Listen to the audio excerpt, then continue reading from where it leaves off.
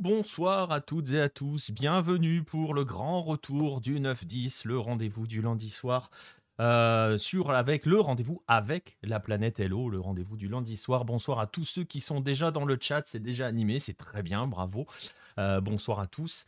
On est ravis de vous retrouver. On est ravis de retrouver ceux qui étaient déjà là hier pour le retour des lives et qui sont aussi là ce soir pour le retour du 9-10. Et sinon, pour ceux qui arrivent pour le 9-10, bienvenue à vous. Je l'ai dit, le 9-10, c'est le rendez-vous avec la planète Hello. On va parler pendant une heure et demie max de l'actualité, enfin de certaines choses qui tournent autour de la planète lucarne opposée, c'est-à-dire l'Asie, l'Afrique et l'Amérique, les Amériques nord, centrale et sud. Et vous allez voir que pour le retour, c'est vraiment très très lucarnoposie, puisqu'on va en parler dans un instant avec le sommaire. On va vraiment voyager entre les confédérations. Vincent n'est pas là. Alors, il va bien. Pour ceux qui ne savent pas, Vincent, qui est avec moi sur les lives hier, on a fait le Super Classico River Boca. Il a, voilà, avec le goal des River, forcément. Il va bien. Alors, j'ai pas eu de nouvelles ce matin, mais après le match, on a un peu débriefé. Ça va. Ça va. Bref. Voilà, Vincent n'est pas là, mais justement, ça va faire ma transition avec ceux qui vont m'accompagner ce soir. Et on va commencer, vous savez quoi, on va commencer par celui qu'on voit à mes côtés. Vous le voyez à l'écran. Oui, c'est fini. L'aura divine qu'il avait derrière lui à une époque. C'est terminé. Mais il est toujours en Colombie et il a l'air d'aller bien, malgré la défaite de son OM préféré face à Lens. On ne parlera pas d'Alexis Sanchez. C'est monsieur Pierre Gerbeau. Salut Pierre. Salut Nico, konnichiwa. Maintenant, il paraît qu'il faut te dire comme ça depuis que t'es Alors, parti dans des contrées lointaines. tu veux la jouer? Ok. Kombawa le soir. Ah, mais écoute, je Konnichiwa, sais c'est pas, moi, l'après-midi. il est 14h09 pour moi, désolé. Ok, Donc, donc konnichiwa pour toi. voilà.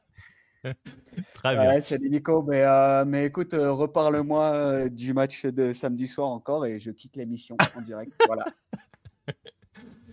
Vivement, Voilà. vivement la photo de profil Clément Turpin. Voilà. Un jour, on fera un dossier Merci. sur Clément Turpin, on l'amènera en Amérique du Sud. Oh là là, ah bah écoute, avec plaisir. J'aimerais bien qu'il aille arbitrer une baston d'hier comme un Il River aurait été Boca. bien. Il aurait Ah, été il aurait très été. très bien hier.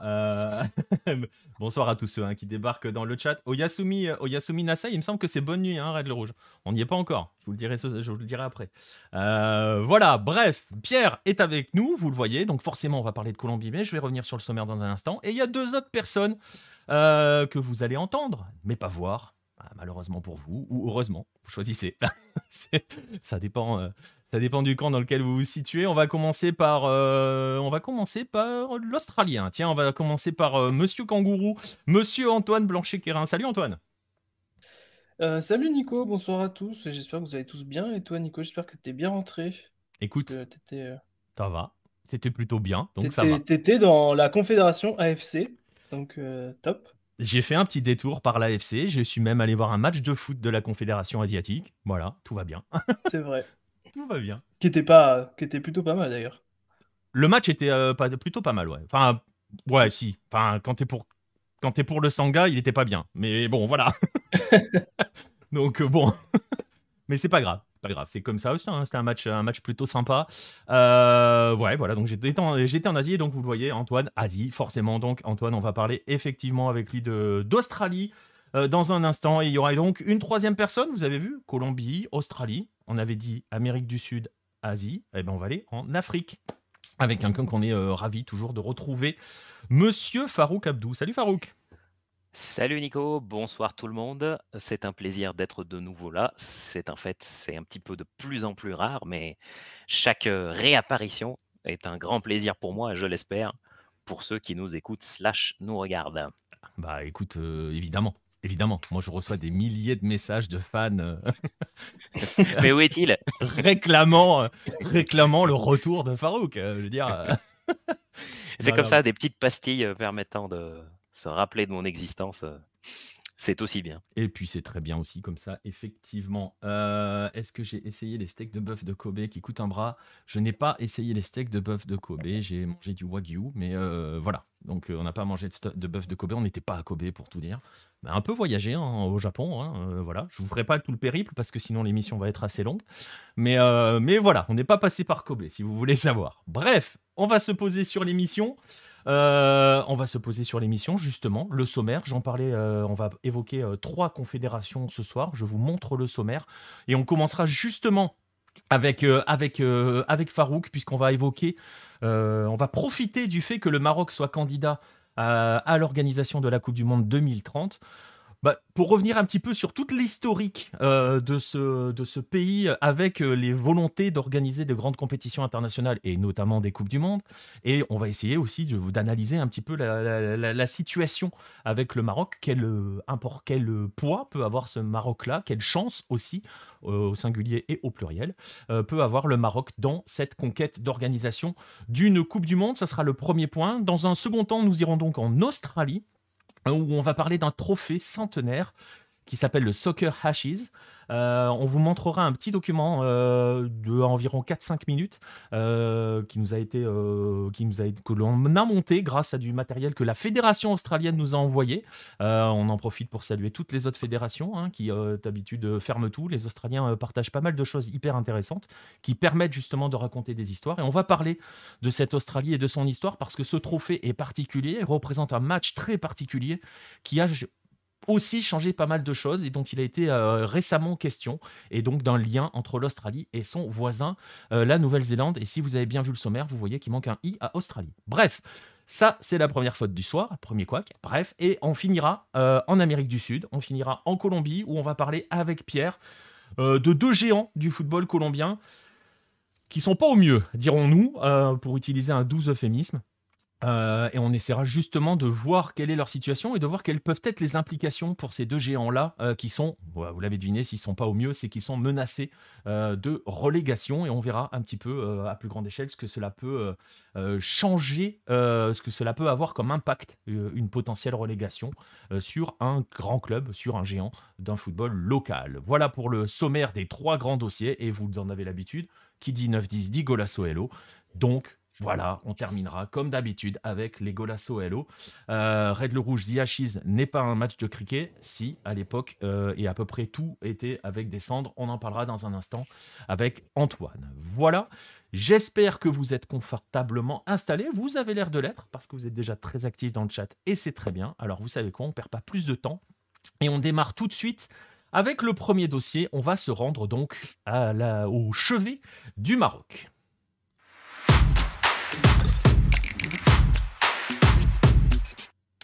Et donc, on va s'intéresser à cette candidature marocaine, parce que, alors que l'Amérique du Sud, elle, rêve d'organiser la Coupe du Monde du centenaire, hein, avec sa fameuse candidature à 4, alors qu'il y avait un trio Égypte, Grèce, Arabie Saoudite qui s'était formé. Alors ça a plus l'air très très clair. Je sais pas si tu as des infos toi là-dessus, Farouk, ou si tu as suivi un peu cette histoire de candidature Égypte, Grèce, Arabie Saoudite. J'ai cru voir passer que l'Égypte, par la voix de son ministre des Sports, avait plus ou moins dit qu'ils n'avaient pas la volonté d'organiser la Coupe du Monde 2030. Donc ça met un petit peu de plomb dans l'aile dans tout ça.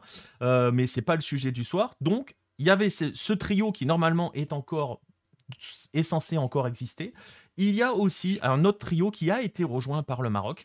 Ce trio, c'est Espagne, Portugal, Ukraine, qui a donc été rejoint par le Maroc. Un Maroc qui, on va le préciser d'entrée, n'aurait pas remplacé l'Ukraine, puisqu'il y avait eu des rumeurs qui disaient que l'Ukraine allait se retirer, allait céder sa place au Maroc, mais apparemment, c'est pas le cas. Hein. Le Premier ministre portugais a encore récemment communiqué en expliquant que l'Ukraine était toujours là-dedans. On va donc profiter de cette nouvelle candidature marocaine, parce que Farouk, c'est une nouvelle candidature marocaine, pour s'y intéresser. Et on va commencer donc par essayer de rappeler, justement, je viens de le dire avec nouvelle, que celle-ci s'intègre dans fait suite à une longue série d'espoirs perdus, dirais-je, de conquête d'un Graal qui est l'organisation d'une Coupe du Monde pour le Maroc. Effectivement, on s'en souvient pas nécessairement, mais le Maroc avait en tête depuis longtemps de se positionner sur des, coupes du monde, et notamment avait tenté le coup pour la dernière coupe du monde à 24, qui était la coupe du monde 94 et s'était incliné, au dernier tour, contre les USA. On en avait parlé, mais la première coupe du monde à 32, le Maroc était le dernier adversaire au dernier tour pour la désignation face à la France. Donc ça, c'était la deuxième des 5 candidatures. Pour 2006, le Maroc, cette fois-ci, n'avait pas perdu au dernier tour, mais face à des dossiers tout de même d'envergure et l'Allemagne en tête, le Maroc était sorti au premier tour, si je ne dis pas de bêtises, sur la désignation. Logiquement, la principale déception, c'est de n'avoir pas pu organiser la première Coupe du monde s'étant tenue sur le continent africain en 2010 avec l'Afrique du Sud qui l'emporte. Il y avait à l'époque l'Égypte en face à une candidature Tunisie-Libye qui n'était pas allée au bout, mais forcément, dans un contexte de première Coupe du monde sur le continent, c'est peut-être celle-là qui était la plus cruelle pour le Maroc. Mais on se souvient aussi que face à un trio tout de même solide, USA, Mexique, Canada, pour 2026, le Maroc qui avait regagné, on va dire, le soutien et le backup de toute la confédération africaine, n'avait pas eu à rougir du mode de désignation finale qui était plutôt là, c'était des voix non plus par représentante confédération, mais par pays. Donc avec un résultat final 134 à 65 au profit de la candidature USA, Canada, Mexique. De fait, dans un contexte où on passe sur des Coupes du monde à 48, quel qu'en soit le format, ce qui nécessite aussi des infrastructures très lourdes, il est réaliste pour le Maroc de se positionner sur une candidature triple avec cohérence, enfin quadruple, mais dont il y a tout de même une cohérence géographique avec Bah, ouais, l'Espagne et le après, Portugal à proximité. comme c'est aussi, vous êtes plusieurs dans le chat à le préciser. Bon, la candidature de l'Ukraine, ils seront probablement jamais prêts pour 2030. On n'est pas encore complètement convaincu qu'ils vont y aller. Et comme tu le dis toi à l'instant, Farouk, la logique géographique tend vers ce Maroc, Portugal, Espagne. Bah, c'est le plus logique.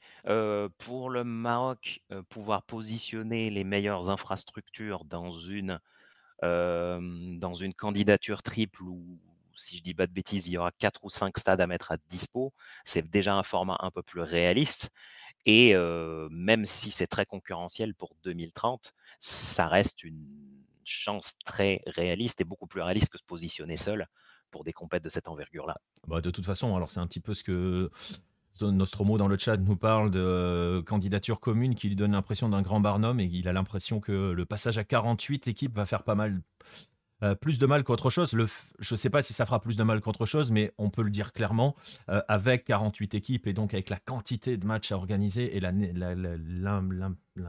dirais-je, les conséquences que ça va avoir en termes d'infrastructures à mettre en place, on ne pourra plus avoir de candidature unique pour une Coupe du Monde. Je pense qu'on peut dire les choses assez clairement maintenant et le Maroc a tout intérêt de s'allier avec l'Espagne et le Portugal dans cette histoire-là. On va juste préciser une chose par rapport à, par exemple, à 98. 98, c'était quand même un mensonge d'avoir fait croire au Maroc qu'ils avaient des chances parce que si vous avez lu, par exemple, le Hello Mag 19 dans lequel il y a Marcelin faisait le portrait de Joao Havelange, vous apprendrez ou vous saurez ou vous savez peut-être déjà que Havelange avait promis la Coupe du Monde 98 à la France en échange du fait que la France se retire sa candidature de l'organisation des JO de 92.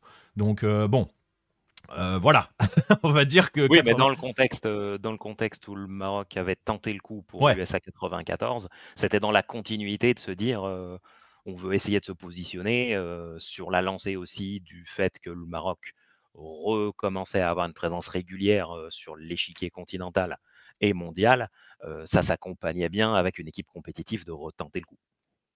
Ouais, c'est clair. Mais bon, on sait qu'ils avaient, enfin, Ibra le dit dans le chat, ils n'avaient clairement aucune chance à ce moment-là. Même s'ils y sont allés, ils n'avaient absolument aucune chance. Et c'est vrai, et ça a été dit dans le chat par plusieurs personnes aussi, la vraie cicatrice, c'est 2010. C'est 2010, oui. Ils en parlent encore de 2010 ? C'est une petite aparté comme ça ? Ça n'a Tu je le pense sens que c'est une qu'à cicatrice?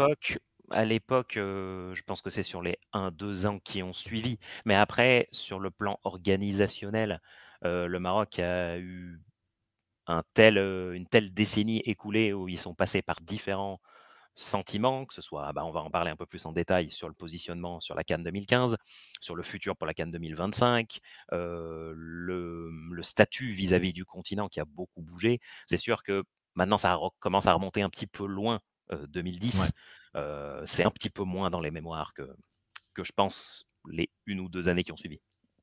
Ouais, ok. On va saluer Jacques Baluchon pour son premier message dans le chat, qui est passé il y a quelques instants. Ouais, Chad qui nous disait hein, que l'Ukraine, ça serait compliqué pour eux d'organiser quoi que ce soit.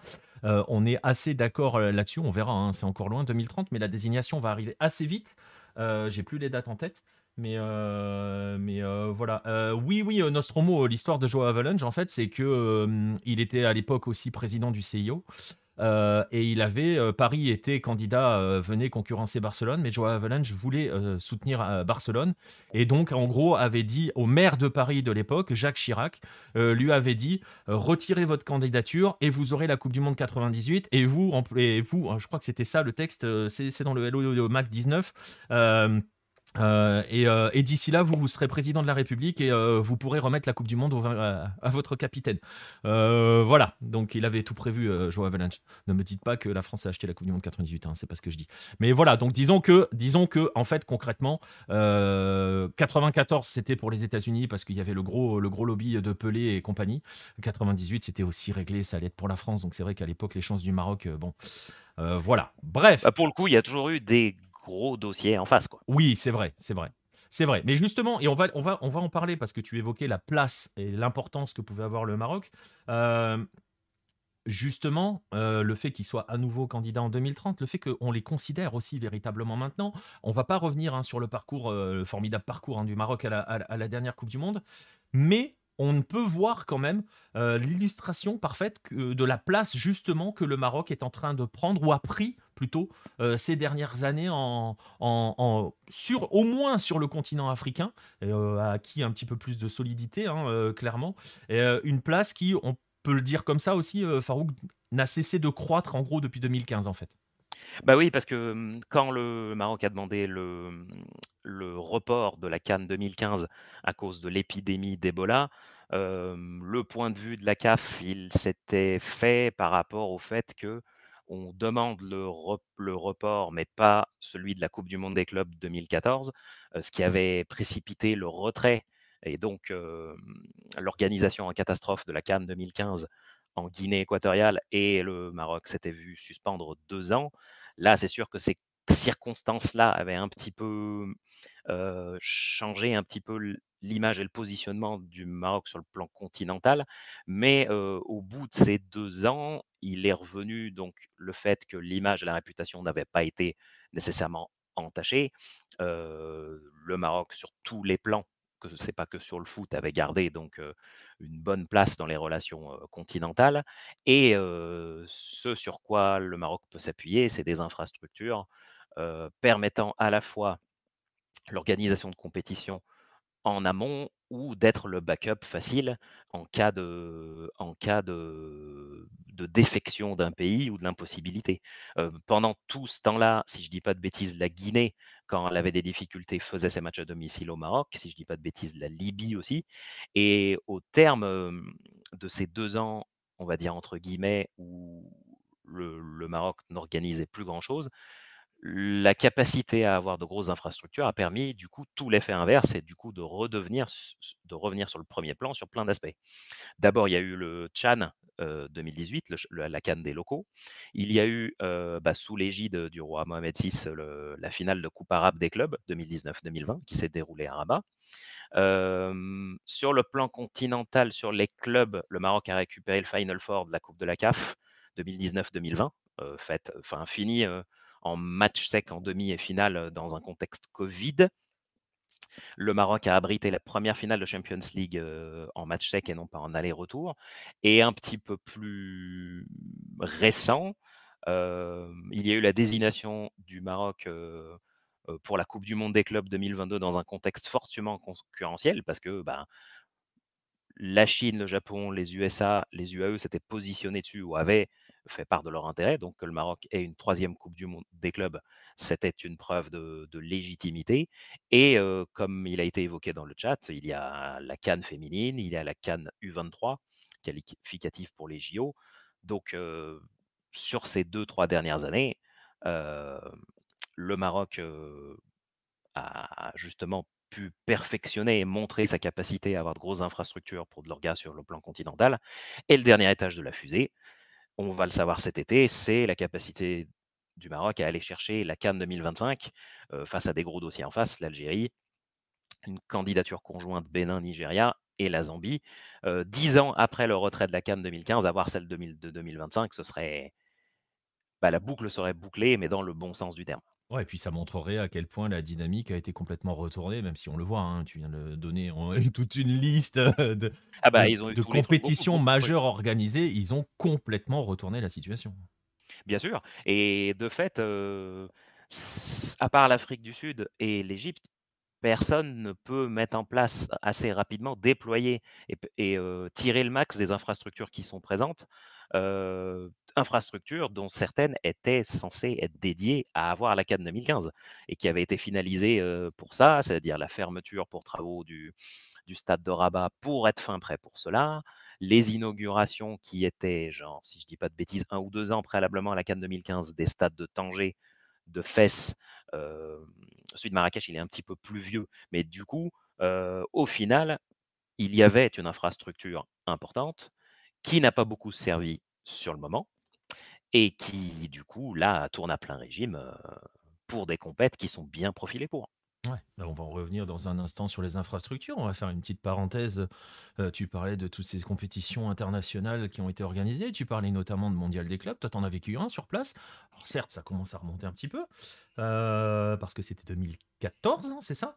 C'est ça. Mais justement, toi, tu avais pu voir à l'époque, en termes d'organisation, ce dont était capable le Maroc. Effectivement, si on se remet dans cette époque-là, le Maroc avait plus ou moins bien rebondi face à un couac, qui avait été l'inondation, pendant les pluies, au cours du match entre l'ES Sétif et Tétouan et qui du coup avait eu des conséquences pour le match, de Cruz Azul. Donc alors est-ce que c'était les Western City Wanderers? Oui, voilà, en fait, le 2e match de la journée s'était déroulé dans un stade de Rabat où le système d'évacuation d'eau n'avait pas fonctionné, rendant aussi le stade impossible à utiliser pour la demi-finale Real Madrid-Cruz Azul. Alors ça avait été, on va dire, un petit fiasco, mais la capacité de réaction avait été délocaliser ça à Marrakech, là où se déroulait le reste. Alors c'est sûr qu'il y avait eu un impact sur les annulations de billets, mais la capacité à faire en sorte que tout le monde, ou une bonne quarantaine de milliers de personnes basculent sur Marrakech rapidement pour faire le match, ça avait beaucoup compensé cela. J'avais bien aimé la disponibilité des gens, que ce soit pour les supporters de San Lorenzo à Marrakech, pas mal de personnes à Rabat, que ce soit les Australiens ou les Mexicains, qui n'avaient pas nécessairement tout de suite leurs billets, ils étaient assez vite redirigés sur là où ils pouvaient les retirer avec suffisamment de réactivité, ça c'était bien. Et de manière générale, sur les capacités d'accueil hôtelières et sur le contact avec les supporters étrangers, c'était une mini Coupe du Monde qui avait eu un bon succès populaire sur une semaine. Et même si, voilà, s'il pouvait y avoir quelques détails, je pense en particulier à certains supporters argentins qui avaient galéré pour aller au stade de Marrakech qui était à 15 bornes du centre-ville. On va dire qu'il y avait une bonne capacité de réaction face à des impondérables qui pouvaient déjà être un bon indicateur. Voilà, c'est Ouais. le souvenir que j'en garde. Et comme le dit Ibra dans le chat, c'était il y a presque 10 ans, donc Oui, forcément il y a eu des et oui, progrès depuis, mais déjà et ça oui, tournait plutôt bien. Donc oui, c'est aussi un signe positif, et c'est peut-être aussi pour cela que le Maroc a tendance, je ne vais pas dire à phagocyter les organisations de compétition continentale, mais en tout cas que les instances peuvent se tourner du côté du Maroc plus facilement, parce que ça fonctionnait déjà il y a 10 ans, ça continue de s'améliorer, donc ça fonctionne parfaitement. oui, et puis comme il a été évoqué, il y a 3 pays où c'est possible de se retourner facilement là-dessus et je placerais tout de même le Maroc au même niveau que l'Afrique du Sud sur les stades. Le Maroc un petit cran au-dessus sur toute l'infrastructure autour, sur la capacité hôtelière, selon mon point de vue. Donc ça fait quand même spontanément, on pense au Maroc comme solution de backup dès qu'il faut organiser, une compète et dans la liste qu'on avait évoquée aussi, ça peut être un bon contexte pour, du coup, pour les bonnes relations de voisinage. Il y avait eu la Super Coupe d'Espagne 2018 aussi, qui s'était déroulée à Tanger. Ouais, effectivement. Alors voilà, vous voyez, là, il y a un petit retour d'expérience il y a une dizaine d'années. Vous voyez à quel point ça progresse. Alors, il y a Ibra qui nous parle de logistique qui s'est forcément amélioré. Je ne savais pas qu'il y avait le TGV au Maroc, tu vois, je l'apprends. Ça remonte à quelques années. Le parcours, on va dire, pilote, c'était de descendre de Tanger jusqu'à l'axe Casa-Rabat, qui a forcément beaucoup accéléré les liaisons là-dessus, parce qu'avant, sur des transports classiques, c'était plutôt 4 heures pour rallier Tanger à Casa. De fait, le TGV accélère les choses de manière flagrante. Et c'est pas un avantage, c'est pas négligeable comme avantage, justement, quand tu développes tes infrastructures, justement, quelles que soient toutes les infrastructures. Et justement, en termes d'infrastructures, donc je le disais, on est près de 10 ans plus tard par rapport à ce que toi tu as connu. Tu as déjà évoqué un petit peu certaines infrastructures. Justement, si on se projette sur 2030, le Maroc peut s'appuyer sur quoi dans sa candidature pour accueillir une Coupe du Monde? Les points forts, c'est ce qui a principalement été utilisé pour le dernier mondial des clubs, on va dire, les points forts, c'est-à-dire le stade de Rabat, le stade de Marrakech. On a Tanger et Agadir également, le stade de Fès qui est dans les bonnes, on va dire, intervalle pour ce qui est du cahier des charges. Je placerai un cran en dessous, le stade Mohamed V de Casablanca, dont on va dire la situation est un petit peu spécifique. Peut-être éventuellement, si jamais le Maroc accueille la Coupe du Monde, il y aura une tentation de se dire la ferveur populaire étant d'un autre cran à Casablanca, il y aura peut-être une tentation de faire en sorte que le Maroc joue ses matchs à domicile à Casa. Mais c'est peut-être Rabat le plus probable. Juste pour la petite histoire, c'était Hervé Renard qui avait, on va dire, un petit peu influé et vu d'un bon œil que les matchs à domicile du Maroc qui étaient à Marrakech basculent sur Casa pour les matchs les plus importants de la qualif à la Coupe du monde 2018 et notamment les 2-3 matchs décisifs qu'il y avait eu. C'est sûr que comme à l'époque, des qualifs 90 et 94 où il y avait une audience record à Casa pour les matchs les plus décisifs pour que le Maroc se qualifie. À Casa, forcément, il y a une ferveur populaire en plus. Et c'est tout ça, tu en avais parlé dans un dossier spécial que tu avais fait, dans un Hello Mag. J'ai plus le numéro en tête, Le peut-être 2, que tu l'as. c'était le 2. Le 2, ouais, tu vois, je savais que c'était dans les premiers, mais voilà, donc dans le Hello Mag 2, avec même une galerie et pas mal de témoignages aussi sur Casa et sur la façon dont on y vit le foot dans ce stade-là. Tu évoques, d'ailleurs, petite parenthèse, mais j'imagine que si le Maroc est candidat, tu parles du Mohamed V, qui est peut-être un cran en dessous. J'imagine que dans le cahier des charges, ils vont envisager une petite rénovation, non? En fait, ce qu'il y a de problématique et le stade de Rabat à un degré moindre, c'est que si on regarde on va dire sur les 10 dernières années, le nombre de fermetures longue durée pour des mises à niveau ou pour des maintenances, est très fréquent, ce qui bloque aussi beaucoup de choses sur la dispo pour les matchs à domicile, que ce soit pour la Ligue des champions, que ce soit pour le championnat. Le souci, c'est il est, même s'il y a eu beaucoup de fermetures pour travaux contribuant à sa modernisation, c'est le stade de Rabat qui est le plus, on va dire, facilement positionnable niveau mise à niveau, même si les fermetures sont de longue durée. Et puis, comme il évoquait le cahier des charges FIFA étant extrêmement contraignant, C'est ça. c'est Donc, donc dans ça part l'absolu, de ça un serait peu moins plus, loin. dans l'absolu, ce serait plus que suggère Ibra dans le chat, à savoir construire un nouveau stade. Plus facile que une énième rénovation du Mohamed V.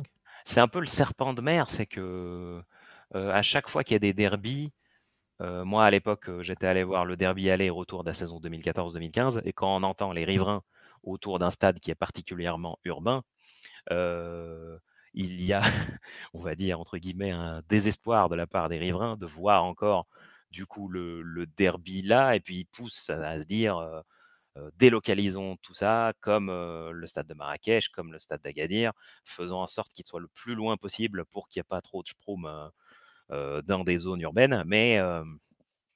Mais c'est toujours plus ou moins un serpent de mer qui ressort. De là à ce Ouais. que ça avance Mm. de manière concrète, peut-être ce serait accéléré de manière flagrante en cas de gain de la Coupe du Monde 2026, parce que c'était dans les tuyaux. Mais je ne pense pas, sauf erreur de ma part, Ouais. quelqu'un peut corriger si c'est le cas, je ne pense pas que ce soit le sujet le plus d'actu. Ouais, merci Pierre pour ce message dans le chat sur Bordeaux qui sait construire un stade loin de la ville. Ouais, mais dans ces cas-là, ça veut dire qu'il faut aller dans des villes qui préfèrent le rugby au foot. Euh, Bref, on va pas lancer ce débat-là, sinon je te jure, je te lance sur Alexis Sanchez tout à l'heure.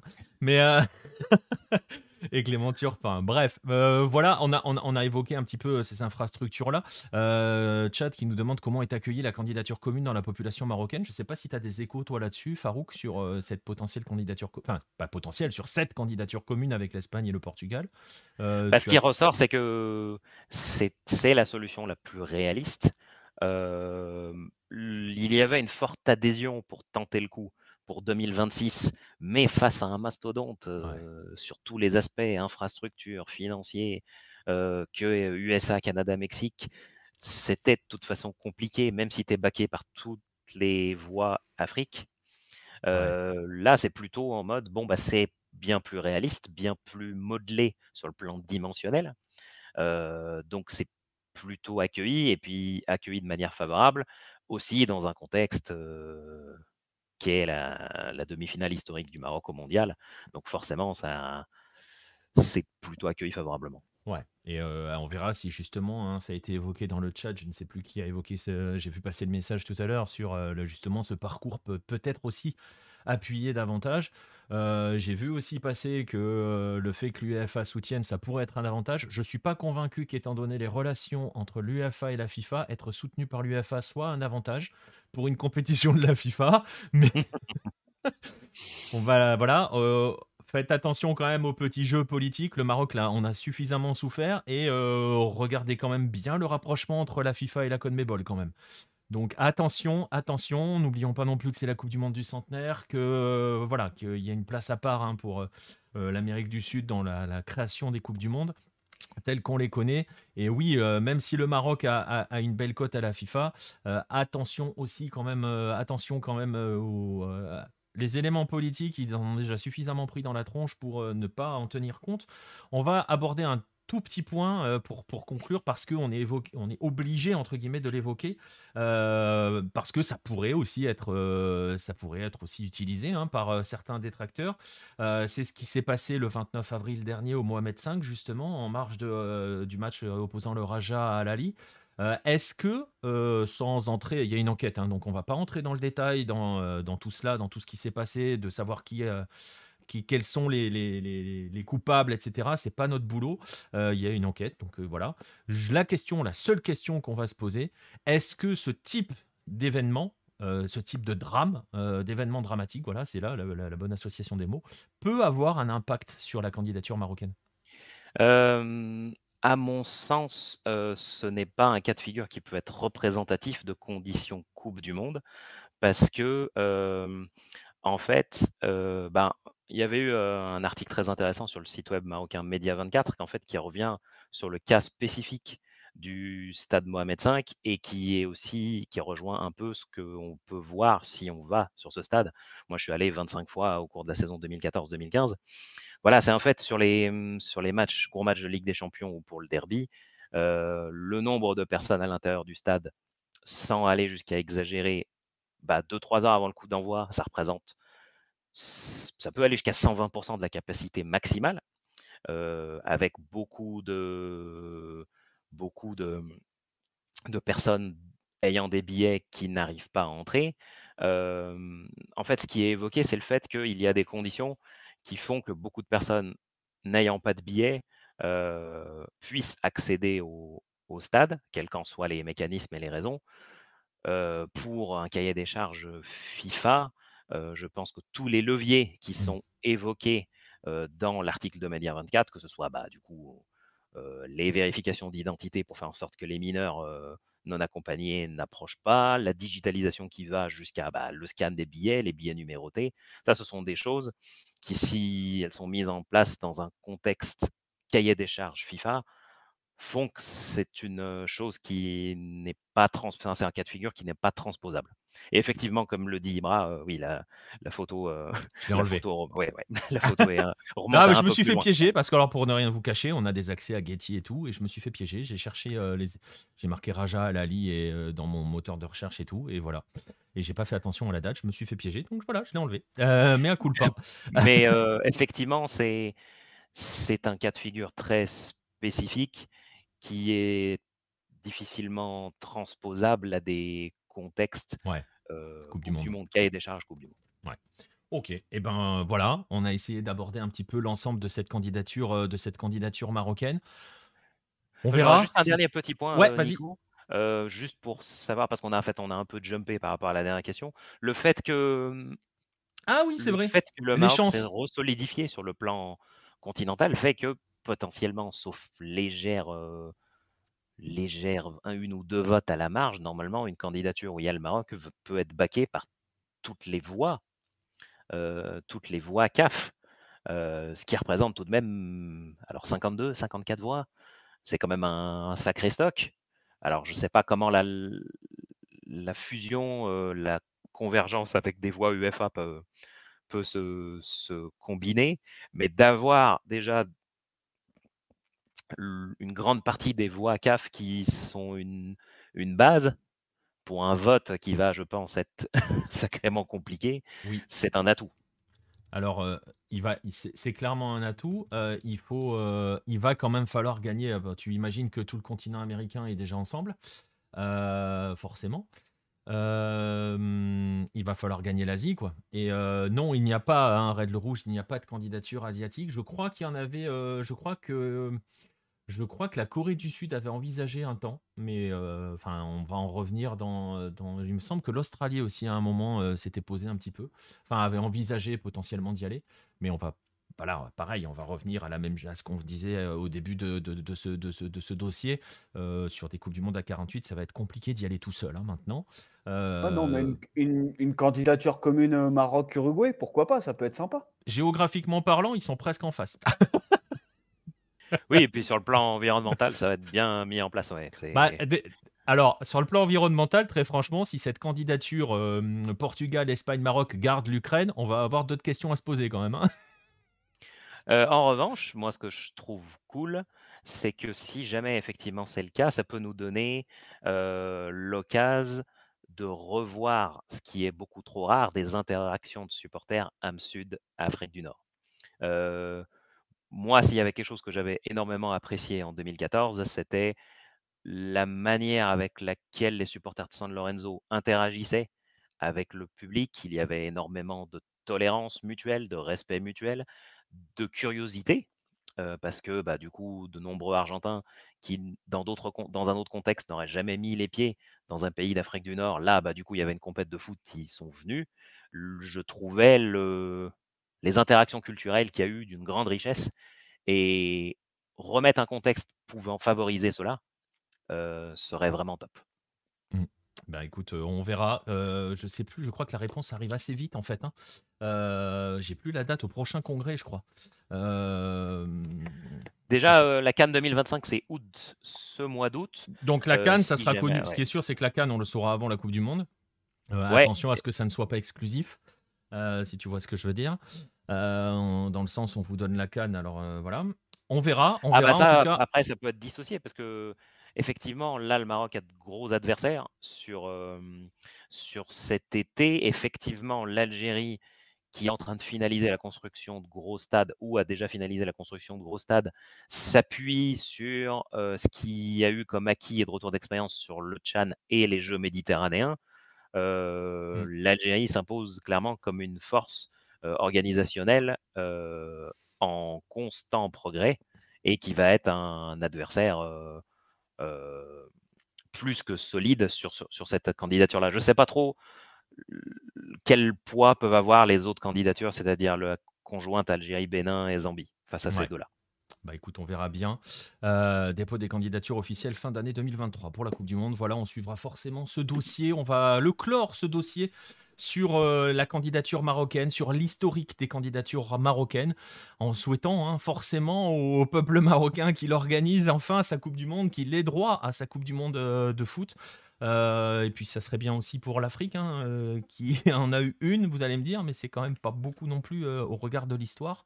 Et voilà, je ne suis pas convaincu que la notion d'alternance entre les continents et les retours à l'Europe soit potentiellement durable au sein de la FIFA, vu comment tout a changé, enfin comment le monde a évolué et comment les compétitions et les possibilités d'organiser des compétitions, tout cela a évolué. Bref, on suivra ça avec attention. Et puis, bah, écoute, merci Farouk pour ce dossier. Et puis, tu reviens quand tu veux pour nous parler de foot africain. Avec grand plaisir. Ça me fait super plaisir de faire l'émission. Ah bah, partagez. Voilà, on va en rester là pour ce dossier Maroc.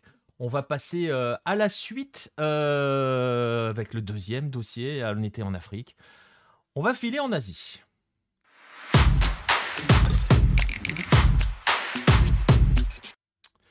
Et on va filer donc, je le disais, en Asie. On va s'intéresser à un trophée très particulier. Vous avez peut-être vu passer la brève sur Lucarno Posé. Sinon, c'est pas grave, on va tout vous remettre dans le contexte, on va tout vous réexpliquer. Un trophée qui a été retrouvé de manière assez folle en Australie. C'est pas la première fois qu'on retrouve un trophée de manière assez folle. J'ai souvenir de la Coupe d'Australie qui avait été retrouvée dans des poubelles, il me semble. C'est ça, Antoine, je me trompe pas. Oui, ça me fait rire, mais oui, c'est une histoire vraie. Oui, c'est une histoire vraie. Tout ce qui suit est une histoire vraie, messieurs, dames. Et donc, on va s'intéresser à ce trophée qui s'appelle le Soccer Ashes. Je vais vous lancer un petit doc que l'on a monté. Je le disais, on va remercier Football Australia, la fédération qui nous a envoyé tout ce contenu et qui nous permet de mettre en place ce genre de contenu-là. Je vais juste vous préciser avant, il va être question de quelque chose qui s'appelle l'ANZAC. L'ANZAC, c'est un acronyme pour Australian and New Zealand Army Corps. Vous l'avez compris, c'est le corps militaire australien et néo-zélandais associés. C'est un corps ce sont toutes les troupes originaires d'Océanie qui ont combattu notamment lors de la Première Guerre mondiale. L'ANZAC est célébré par ces deux pays traditionnellement tous les 25 avril depuis 1921. En Australie, et c'est un jour férié en Nouvelle-Zélande. Donc vous allez entendre parler d'ANZAC. On va parler de ce trophée, le Soccer Ashes. Je vais vous laisser lancer le documentaire, ça dure à peu près 4-5 minutes, et puis on revient ensuite pour discuter de ce trophée et de l'impact historique de ce trophée-là, et des conséquences avec le rapprochement entre l'Australie et la Nouvelle-Zélande. On a découvert qu'il y avait un trophée Ashes. J'ai trouvé des photos, lu à son sujet, et découvert que ce trophée, qui serait le summum de l'histoire des matchs entre l'Australie et la Nouvelle-Zélande, n'existait plus et que personne ne savait où il était.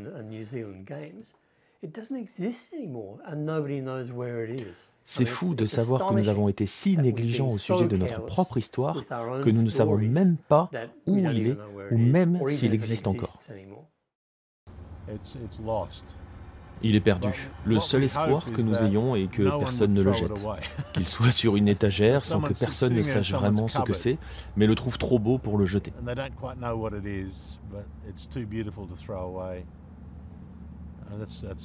C'est un rêve, n'est-ce pas? Mais tout peut arriver, qui sait? Lorsque mes grands-parents sont décédés, ma mère et mon père ont stocké une quantité de leurs affaires, notamment de la paperasse et d'autres objets, dans leur garage. Ces affaires y sont restées durant 50 autres années.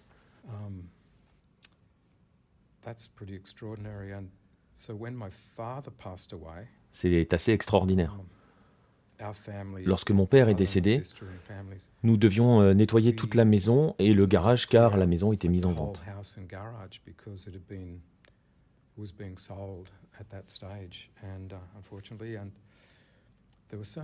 Il y avait tellement d'objets historiques datant du siècle passé dans le garage et même dans la maison. Certaines personnes aiment collectionner des objets historiques.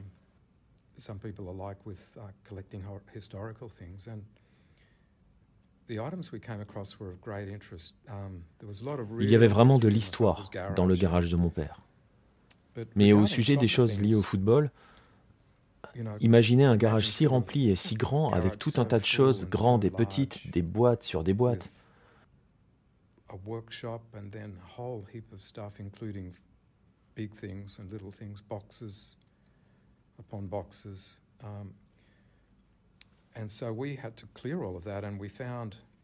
On a dû tout nettoyer et on a trouvé ces 3 boîtes avec ces papiers historiques sur le football, avec des photos et ces premiers rapports annuels de la fédération.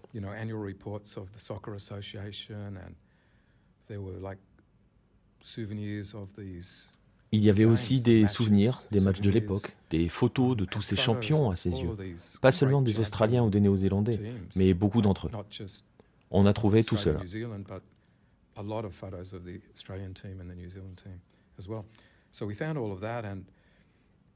Et parmi ces malles, nous avons trouvé ce trophée, parfaitement conservé, et il se trouve que c'était le trophée Anzac, le Soccer Ashes, comme on le décrit parfois.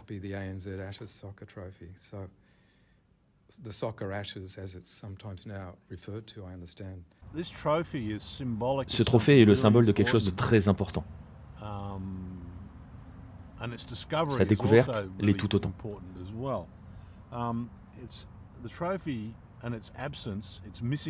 Son absence était le symptôme de la capacité du football australien à oublier sa propre histoire et de la culture environnante à ne pas s'en soucier.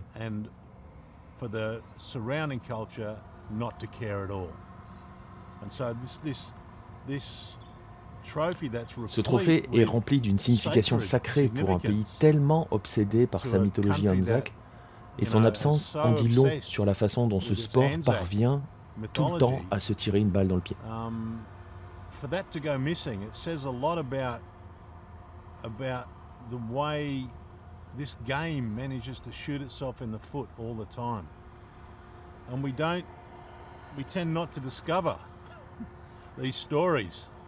Nous avons tendance à ne pas découvrir les histoires. Parfois, si. C'est assez exceptionnel.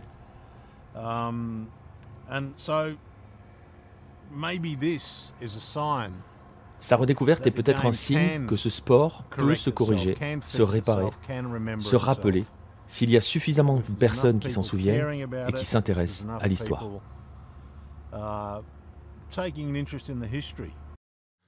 Voilà, vous voyez l'importance de ne jamais oublier l'histoire. Voilà, alors il y a beaucoup de questions de mythologie de l'Anzac.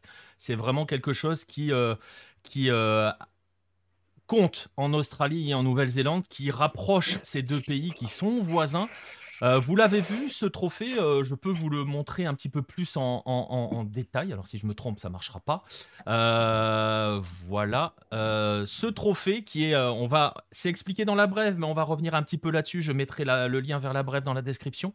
C'est un trophée qui a donc été réalisé à l'occasion d'un match sur lequel on va revenir dans un instant, qui est fabriqué avec 2 bois issus, un d'Australie, un de Nouvelle-Zélande, et qui contient dans cette petite boîte les cendres des cigares fumés par les capitaines lors du premier match qui a opposé ces 2 équipes.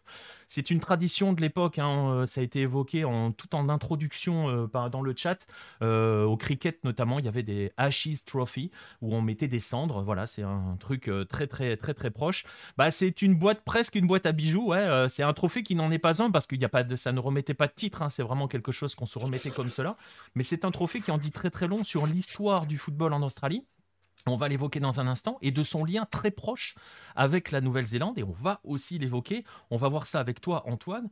On va revenir d'ailleurs justement sur la naissance de ce trophée, pour quelle occasion. On va rappeler que Australie, Nouvelle-Zélande, 1922 et 1923, parce qu'il y a une première tournée en 1922 en Nouvelle-Zélande et la tournée retour en Australie, sont des matchs capitaux dans l'histoire du football australien.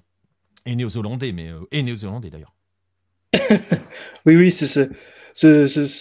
sont très importants, comme tu l'as dit.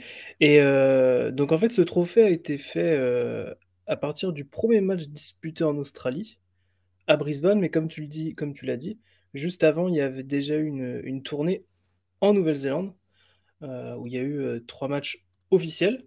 Et ça a été donc le premier match officiel de ces deux équipes en même temps. Alors, ils ont 2 anniversaires différents. L'Australie, son anniversaire, la sélection nationale est née en 1922, et la Nouvelle-Zélande est née en 1905. Mais leur premier match officiel des deux a été fait en 1922. Et le trophée a été créé donc une année plus tard, un an vraiment après, parce que c'était aussi au mois de juin.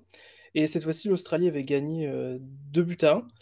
Et comme tu le dis, c'est pas un trophée, mais c'était plutôt un prix qui servait pour les tests internationaux. Alors, c'est pas un mot qui est très utilisé, c'est plutôt dans le terme rugby, le test. On entend plutôt ça dans le rugby, mais enfin, dans le football entre l'Australie et la Nouvelle-Zélande, c'était utilisé ces périodes de test match. Mais c'est vrai que c'est pas un vocabulaire qui est très associé au football. Tu me corrigeras, Nico, mais je pense pas avoir tort là-dessus. Et en fait, il y avait ce côté-là où avant, il y avait, comment dire, la Nouvelle-Zélande avait appelé en fait l'Australie, mais via la Commonwealth Football Association. Et l'Australie ne jouait pas encore en jaune, vert et blanc. Alors après, ça dépend, le blanc pour les chaussettes. Mais comme on a pu le voir la Coupe du Monde 2022, ils jouaient à cette époque-là, en 1922-1923, en bleu et marron, pardon. Alors le haut était bleu, le blanc était le short, et les chaussettes étaient bleues. Il y avait juste en fait des ronds marrons sur le haut des chaussettes. Et ces couleurs-là, donc le bleu, ça représente l'État du New South Wales, et le marron, c'est l'État du Queensland. Et après, il y a eu les fameuses couleurs à partir de 1924. Vas-y, Nicolas. Ouais, non, vas-y. Et tu as dit le mot-clé, en fait. Tu parlais de test match, tu parlais d'affiliation à la Commonwealth Association. Et c'est là où tout est important, parce que ce Soccer Ashes va se disputer jusqu'au milieu des années 50 entre ces deux équipes. Et ce qui est très important de préciser, c'est aussi pour cela que c'est un pan d'histoire, mais vraiment du football en Australie. On va quand même rappeler que le football en Australie n'est pas né en 1922, donc tu l'as dit, la sélection était formée, elle s'est véritablement formée en 1922, mais les premiers matchs de football en Australie arrivent à la fin du 19e. Je crois que le plus vieux, il est en Tasmanie en 1879. Je fais ça de mémoire, mais je crois que c'est à peu près ça. Le fait est que l'Australie et la Nouvelle-Zélande faisaient partie du Commonwealth, étaient donc affiliés à la Football Association anglaise, et c'était les Anglais qui, à l'époque, décidaient du droit ou non de disputer des matchs internationaux. Vous avez deviné qu'en disant cette phrase, ça veut dire ce que ça veut dire. Les autres pays, les pays membres du Commonwealth, n'avaient pas le droit de disputer des compétitions internationales. Les Anglais étaient les seuls, et notamment via le British Home Championship, à pouvoir disputer des compétitions internationales entre professionnels ou semi-professionnels. Les autres n'y avaient pas droit, devaient rester au rang d'amateurs qui faisaient en gros, entre guillemets, du football loisir.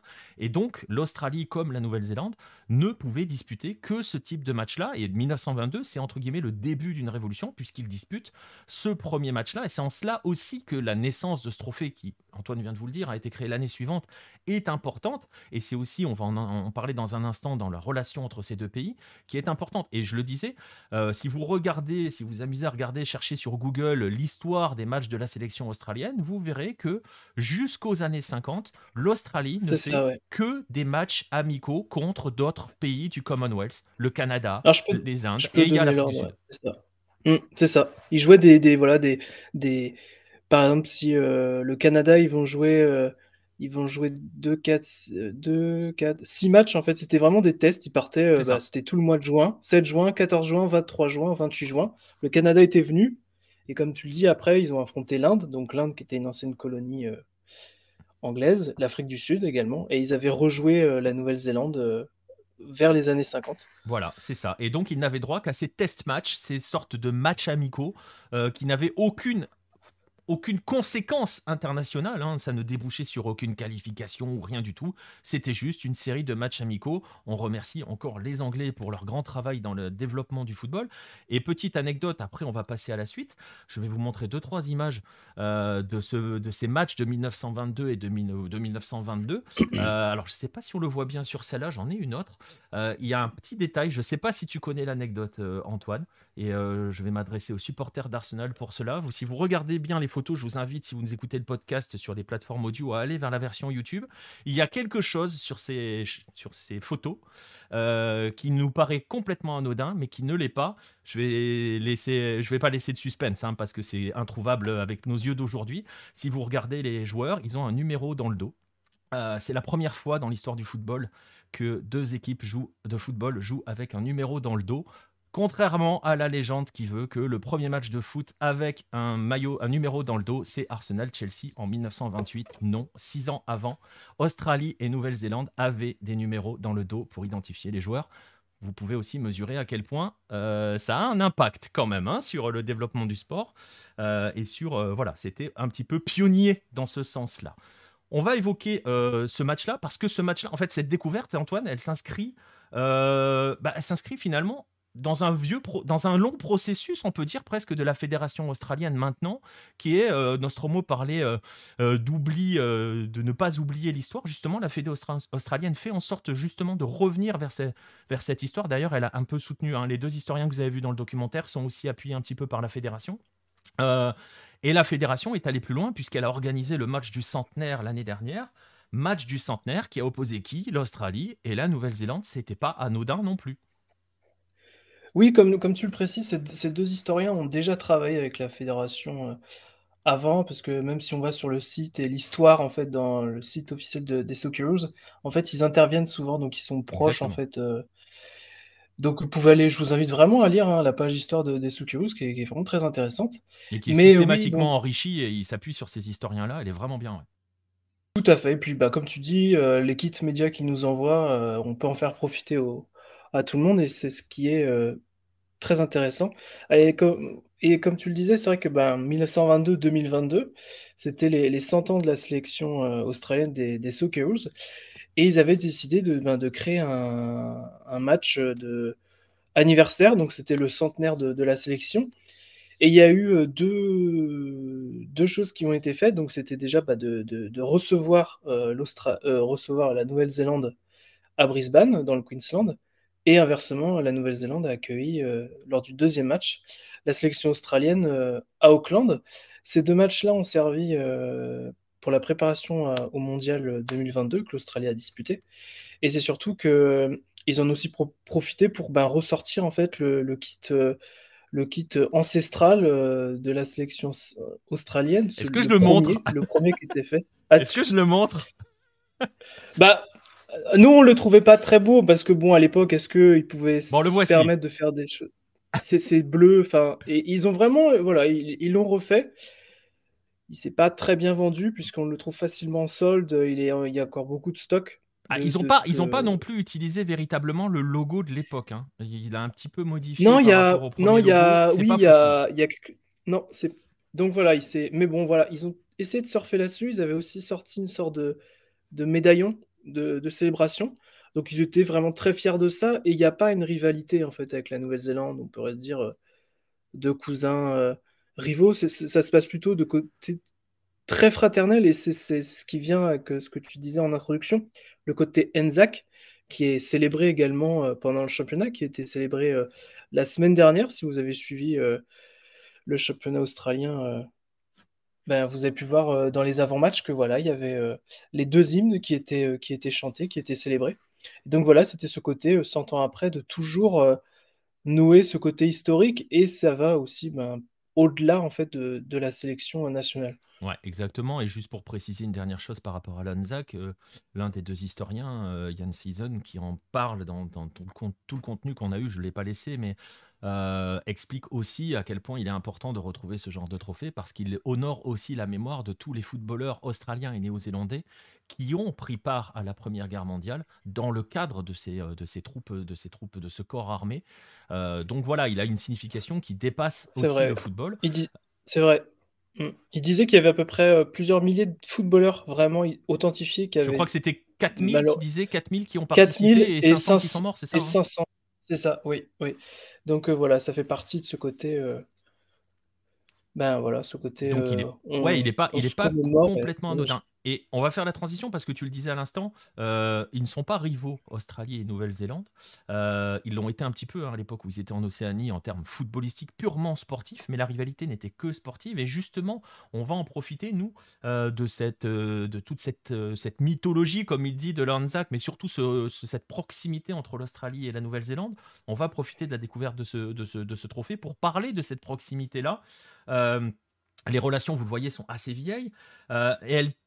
Et ce trophée, quand même, cette redécouverte, permet de rappeler à quel point la Nouvelle-Zélande a joué un vrai rôle dans le développement du football en Australie, que ce soit avec la fin de la National Soccer League, mais aussi et surtout avec l'arrivée de la A-League.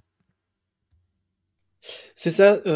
C'est vrai qu'on peut se dire que entre le football historiquement en Australie existe depuis oulala, des dizaines et des dizaines d'années. Je vous invite à lire les différents papiers sur Lucarno Posé qui retranscrivent en fait tout ce côté, la participation à l'immigration qui est vraiment arrivée avec une culture club, qui ont fait monter des clubs historiques avec une essence italienne, hollandaise, grecque, etc., etc.